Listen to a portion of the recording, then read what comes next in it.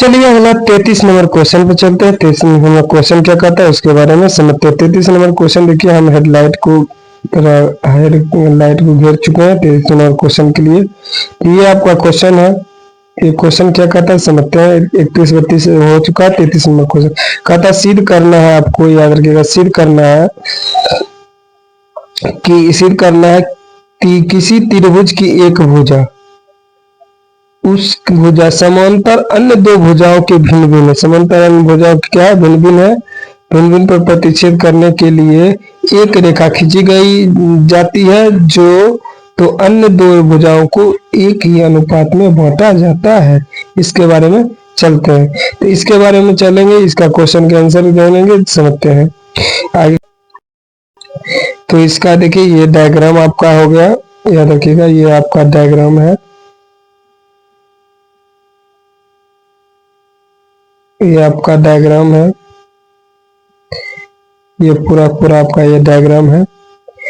आगे क्या कहता है समझिएगा। तो लिखेंगे पहले ऊपर से जो लिखा जाता है उसके बारे में समझते। लिखेंगे दिया दिया है, क्या लिखेंगे, दिया है त्रिभुज ए बी सी में भुजा बी सी के समांतर एक रेखा डी ई खींची गई है।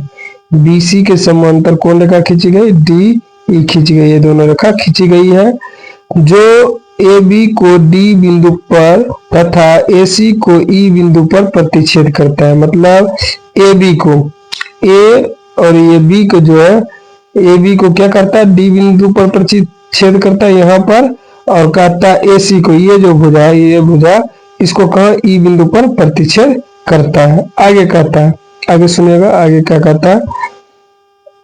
तो आगे समझते हैं। आगे देखिएगा, ये ऊपर कर देते हैं।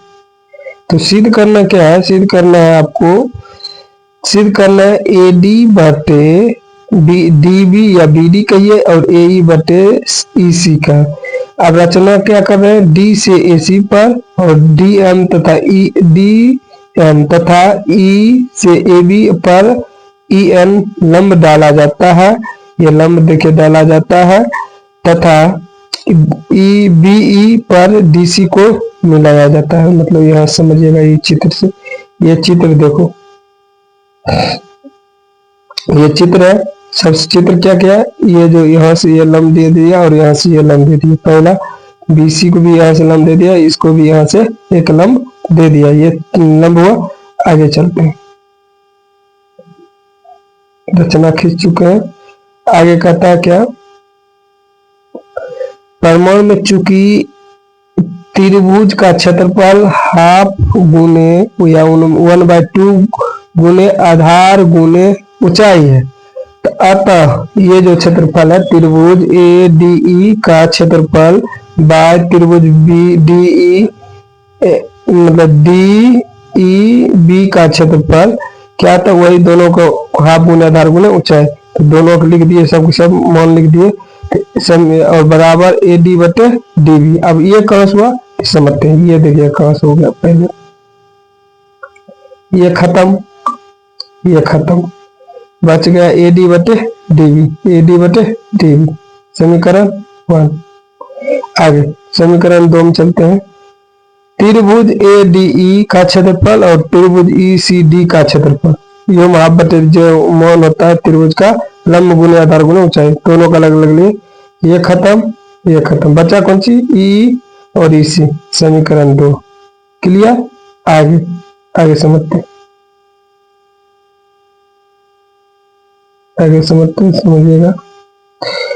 आगे क्या लिखेंगे, जब दोनों समान हो तो लिखेंगे ये चूंकि त्रिभुज डी बी ई एवं त्रिभुज ई सी डी एक ही आधार पर डी ई पर तथा समांतर रेखाएं डी ई तथा बी सी के माध्य है। दोनों क्या है, माध्य, मतलब माध्य बीच है, बीच है, क्या बीच है, माध्य है तो बीच है।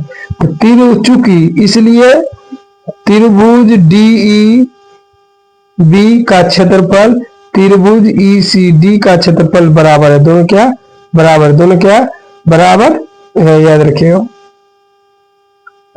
ये क्या बराबर है, याद रखिएगा, ये बराबर है। आगे समझते हैं।